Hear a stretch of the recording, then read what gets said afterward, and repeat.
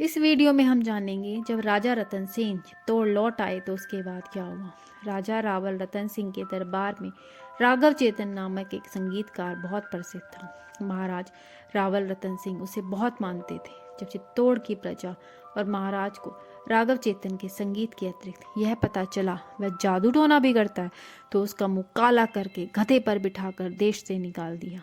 अपने अपमान का बदला लेने के लिए वह दिल्ली के अलाउद्दीन खिलजी से मिलना चाहता था, लेकिन दिल्ली के बादशाह से मिलना इतना आसान नहीं था। इसलिए राघव चेतन दिल्ली के पास डेरा डालकर रहने लगा। दिल्ली के बादशाह अलाउद्दीन खिलजी शिकार के शौकीन थे। जब अलाउद्दीन शिकार खेलने गया तो उन्हें बांसुरी की आवाज सुनाई दी जिसे राघव चेतन बजा रहा था। अलाउद्दीन खिलजी ने फौरन राघव चेतन को अपने पास बुला लिया।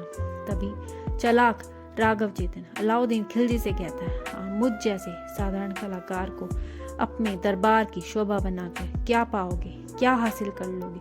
जरा अन्य संपन्न राज्यों की ओर नजर तो दौड़ाइए जहाँ एक से बढ़कर एक बेशकीमती नगीन है। तब राघव चेतन चित्तौड़ राज्य की सैन्य शक्ति, चित्तौड़गढ़ की सुरक्षा और वहाँ की संपदा से जुड़ा एक एक राज खोल देता है और राजा रावल रतन सिंह की धर्मपत्नी रानी पद्मावती की अद्भुत सौंदर्य का बखान कर देता है। यह सब जानकर अलाउद्दीन खिलजी चित्तौड़ राज्य पर आक्रमण करने की रानी पद्मावती को हासिल करने का मन बना लेता है। सुल्तान खिलजी पद्मावती की एक झलक पाने को बेताब था। चित्तौड़गढ़ किले की घेराबंदी के बाद खिलजी ने राजा रतन सिंह को संदेश भेजा और रानी पद्मावती से मिलना चाहता था। अलाउद्दीन खिलजी रानी का चेहरा देखना चाहता था। परंपरा के अनुसार रानी किसी पनाही मर्द का मुंह नहीं देखती थी। रतन सिंह ने रानी को समझाया, खिलजी एक बहुत बड़े साम्राज्य के सुल्तान है, उन्हें मना करना ठीक नहीं। रानी मान गई और लेकिन उन्होंने शर्त रखी, खिलजी शीशे में ही उन्हें देख सकता है, वो भी रतन सिंह और कुछ दासियों के सामने। जब खिलजी ने रानी पद्मावती को देखा तो सोच लिया वह पद्मावती को अपना बना कर ही रहेगा। अलाउद्दीन को उसके शिविर में वापस भेजने के लिए जब रतन सिंह उसे बाहर छोड़ने जा रहा था तो दुष्ट खिलजी ने मौका देखकर रतन सिंह को बंदी बना लिया। दो सेनापति गोरा और बादल ने चाल चली और खिलजी को संदेश भेजा, अगली सुबह पद्मावती उनको सौंप दी जाएगी। अगले दिन सुबह भोर होते ही 150 पालकियां किले से खिलजी की शिविर की तरफ गई। उन पालकियों में सशस्त्र योद्धा थे। उन्होंने युद्ध करके राजा रतन को छुड़ा लिया।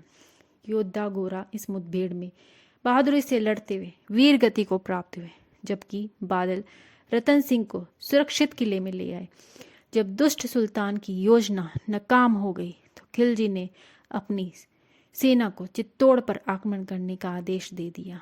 अलाउद्दीन की सेना ने किले में प्रवेश करने की कड़ी कोशिश की लेकिन वे नाकामयाब रहे। इसके बाद अलाउद्दीन ने किले की घेराबंदी करने का निश्चय कर लिया।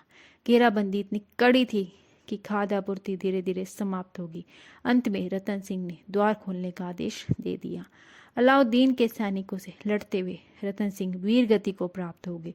यह सूचना पाकर रानी पद्मावती ने सोचा कि अब दुष्ट खिलजी की सेना चित्तौड़ के सभी पुरुषों को मार देगी। तब चित्तौड़ की औरतों के पास दो ही विकल्प थे, वह जौहर के लिए प्रतिबद्ध हो या खिलजी सेना के समक्ष अपना इरादा सहे।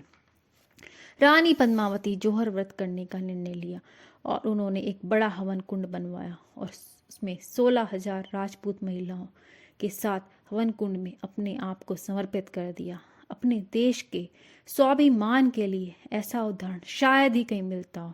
अगर आपको ये वीडियो पसंद आए तो इसे लाइक और सब्सक्राइब ज़रूर करें।